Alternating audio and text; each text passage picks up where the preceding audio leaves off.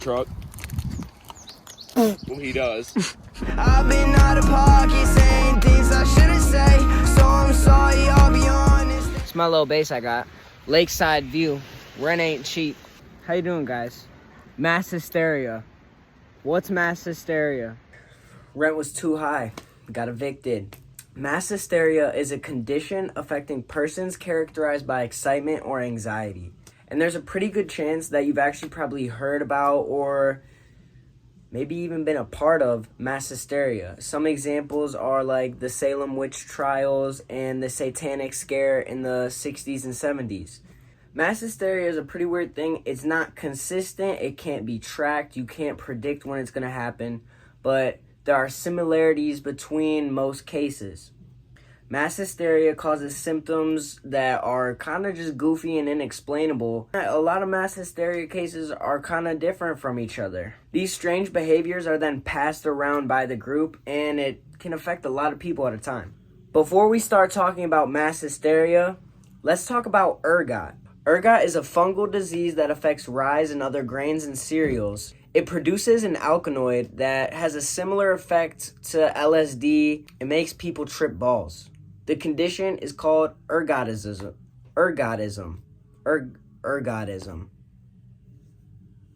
And you'll see as we start talking about these cases that most of them were just ergot.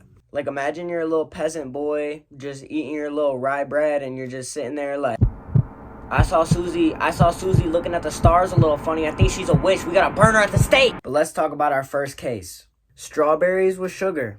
Also known as the soap opera virus, this was a fake illness that kind of spread among certain high schools. So basically, what happened, there's this Portuguese drama series, and in an episode, it follows these high school students that catch illness. Only a few days later did some kids start showing similar symptoms to the fake illness that was in the show. Symptoms included breathing troubles, dizziness, and rashes. After just a few days, 300 total students were affected in 14 different Portuguese schools. Now, this was weird, and people thought it was mass hysteria because it was only attacking school children, and it was only getting people that really kind of saw this, like, episode of whatever. That was really it. Like, some kids just, like, saw an episode, their favorite characters got sick, they started acting sick, school shut down for a few days. Are you really complaining that happened? Get up and move your feet, boy, because we talking about the dancing plague of 1518. St. Vitus dance is a disorder that is named after St. Vitus, who was the saint of dance and celebration. But what I'm going to talk about is nothing to celebrate about. On a July morning, 1518, some lady goes in the street and just starts kind of dancing. And instead of today, if you just were out going in the street and saw someone dancing, drugs, they're doing drugs. Ergot, that could have been the thing, but people think this was mass hysteria. Instead of judging this woman that was out dancing, people joined her. Some accounts say it was 50 to 400 people dancing in the street. And they weren't just dancing a little bit. They were dancing until their bones were breaking, their feet were bleeding, some of them had heart attacks, some of them died from dancing. They did not stop dancing until September. This is one of the more famous cases of mass hysteria. A lot of people heard about this one. I think it's funny because this village, the village that it was at, the leader was like not opposed to the dancing. He was like, all right, we'll encourage the dancing. They'll get it out sooner. They brought musicians. They had a stage. They had everything that dancers would have wanted. 15 people a day were dying from dancing. So, yeah. They ended up banning dancing. They took the remaining dancers to get an exorcist, and the dancing kind of subsided away. Mostly because the people that were dancing believed that this was going to make them better. And after that many months of dancing, I'd want to get better too. Now, why did this happen? Why was this lady dancing? One theory is that, you know, stress from the environment, being a peasant wasn't easy in a nice French town. Like, so people were probably stressed out of lack of hygiene, where they were going to get their next meal, etc. Number 2, ergot, food poisoning. Could have been what happened. Very likely that this was ergotism. People were tweaking. Our next case is taking place in California, here at St. Martin's preschool. The story starts off with this mother who is kind of known for being a liar. She kind of accuses people of whatever just because she's that type of person. Her little child is attending a school. She does not like some of the faculty members on the school. She then accuses the workers at the school of touching her children. Everyone kind of knows that this woman is BSing, but with this serious accusation, the police are gonna have to do an investigation. The child service people that went into this then proceed to make the children say the most wildest things ever. Because if you ask a preschooler certain questions in a serious setting, and this preschooler kind of has no idea what you're talking about, they're just gonna say things.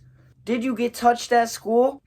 Yes. Where did you get touched at school? A hot air balloon? So basically, they ask all these children, did you get touched at school? And all of them have wild accounts of what happened. Some of the things range from being in a hot air balloon, getting led to secret tunnels underneath the school, performing in satanic rituals, drinking baby blood, and sacrificing animals. All while getting assaulted. This then goes on to be a 3-year court trial. One of the most expensive in American history. Now, while that's going on, Ira Reiner is trying to get reelected for mayor. How to win over the people? She charged all those school faculty members with 208 accounts of child molestation. The reason this was kind of mass hysteria is because as soon as they started kind of mentioning the rituals, people started going crazy. Because this is the 60s and 70s. Satanic panic is going on right now. People are losing their minds.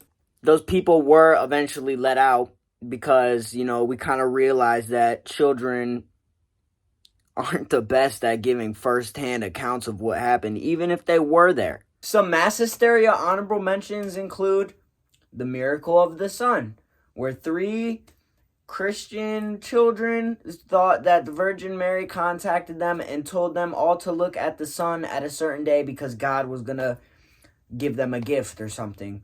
A lot of people, and I'm talking a lot of people, all looked at the sun and, you know, when you look at the sun, you kind of start seeing weird colors.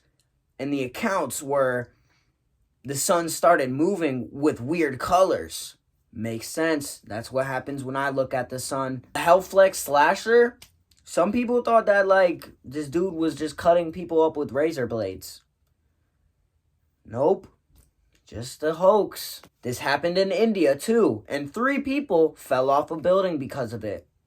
Like, why you falling off a building? It's not even a real... There's not even a thing to be falling off a building for. I hope you enjoyed that. I hope you enjoyed that mass hysteria. And now hopefully you know if you're ever involved in mass hysteria, not to be involved in mass hysteria. Because being involved in mass hysteria can lead to a wide variety of problems. Baby, let's pull up a bottle, get down to the bottom, discuss on the business. Sweet like a swisher, lean like it's liquor. I'm in need of some stitches. My mom died because the blender was accidentally like too close to her face.